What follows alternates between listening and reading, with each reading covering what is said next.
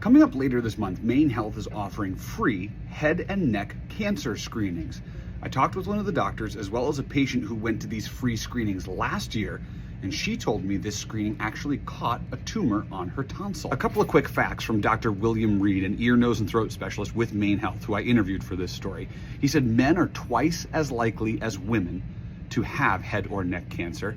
And get this, he told me that HPV is the most common cause of tonsil and tongue cancer. He said HPV causes more cancer in the head and neck than it does cervical cancer. Here's a little bit of some good news, bad news. HPV, we know, is preventable by a vaccine. But right now, that vaccine is only approved for people up to the age of 40. So what about people who may have had HPV cause some type of head and neck cancer, but they're older than the age of 40? Dr. Reed says that's exactly where these screenings come in. You may have some vague symptoms, pain in your throat, hoarseness, change in voice, maybe some sores inside your mouth or your throat that haven't healed. They have a whole list of symptoms that they're checking for when you go to one of these free screenings. It's happening on April 22nd from 4 to 6 at the MaineHealth Scarborough campus, 92 Campus Drive, Suite C.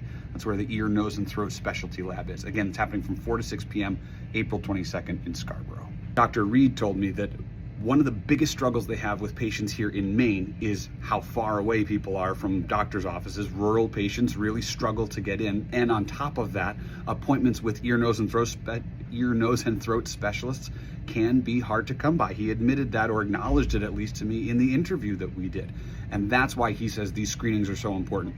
They're free. They can help you detect something early if you have it, which Dr. Reed tells me is critical to making sure that all treatment options are on the table. When I spoke with Ann White, that patient from the town of Greene who did this screening last year, she said she was glad she went to this screening because otherwise, who knows how long her treatment and recovery would have lasted.